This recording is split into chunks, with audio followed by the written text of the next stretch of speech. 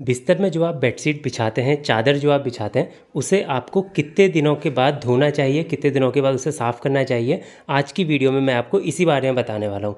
क्योंकि बहुत सारे लोगों को ना कन्फ्यूजन रहता है कि भाई हम एक हफ्ते में एक बार बदलें या एक दिन में हम एक बार बदलें या एक महीने में कुछ लोग एक एक बार बदलते हैं। तो मैं आज आपका कन्फ्यूजन पूरी तरह से दूर कर दूँगा। मैं एग्जैक्टली डेट आपको बता दूँगा कि भाई इतने दिनों के बाद आपको अपना चादर जो है, बेडशीट जो है वो बदलना है। देखिए, अगर आपके घर में कोई पालतू कुत्ता है या फिर बिल्ली है या जो लोग पालतू जानवरों के साथ रहते हैं, आपके बिस्तर में मान लीजिए कुत्ता सोता है या बिल्ली सोती है, आपका जो पालतू जानवर है अगर वो सोता है, तो आपको हर दूसरे दिन अपनी बेडशीट को, अपने बिस्तर में जो चादर आप बिछाते हैं उसको बदल लेना चाहिए। क्योंकि जानवरों में बैक्टीरिया जो होते हैं बहुत तेज़ी के साथ पनपते हैं, इसलिए हर दूसरे दिन आप अपनी नई चादर निकालिए या फिर उस चादर को धो के दूसरी चादर बिछा लो। और इसके अलावा अगर आपके बिस्तर में कोई जानवर नहीं सोता है, आप किसी जानवर के साथ नहीं सोते हो, तो आप हफ्ते में एक बार अपने बिस्तर की चादर बदल सकते हो। 7 दिन में एक बार अपने बिस्तर की चादर आप आराम से बदल लो, कोई दिक्कत वाली बात नहीं है। आपको डेली या 2 दिन में चादर बदलने की कोई ज़रूरत नहीं है। इन सारी बातों के साथ साथ कुछ 1-2 बातें भी हैं जिनको आपको अच्छे से फॉलो करना है।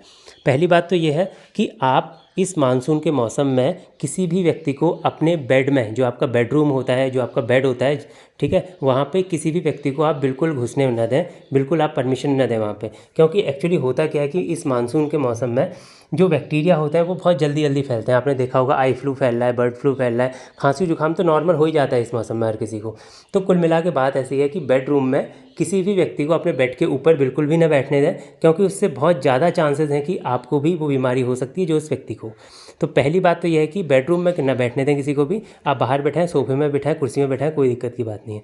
दूसरी बात यहाँ पे आपको एक और अच्छे से ध्यान देनी है कि जब भी आप अपने बेड में जाएं तो पाँव अच्छे से धो के जाएं, पहली बात। और दूसरी बात है कि जैसे हम लोग क्या करते हैं, दिन में हमें थोड़ी सी नींद आई, हम बेड में चले गए, हमें कुछ पढ़ना लिखना है, हम बेड में बैठ जाते हैं। तो ऐसा मानसून के मौसम में भूल के भी आपको नहीं करना है, क्योंकि आप दिन भर हाइजीन तो मेंटेन नहीं कर पाओगे। यानी कि आप जब भी आप बेड में जा रहे हो बिल्कुल पाँव अच्छे से धो रहे हो, साबुन से धो रहे हो, ऐसा आप पूरे दिन भर तो नहीं कर पाओगे जितनी बार भी आप बेड में जा रहे हो। तो इसलिए मेरा सजेशन आपको यही रहेगा कि आप अपने बिस्तर में कम से कम बार जाओ। जब भी आपको जाना है आप सोने के लिए जाओ, जैसे शाम को आप गए सोने के लिए, देन सुबह उठ के आप बिस्तर में फिर दोबारा मत जाओ। आपको पढ़ना है तो आप कुर्सी में बैठ के पढ़ो।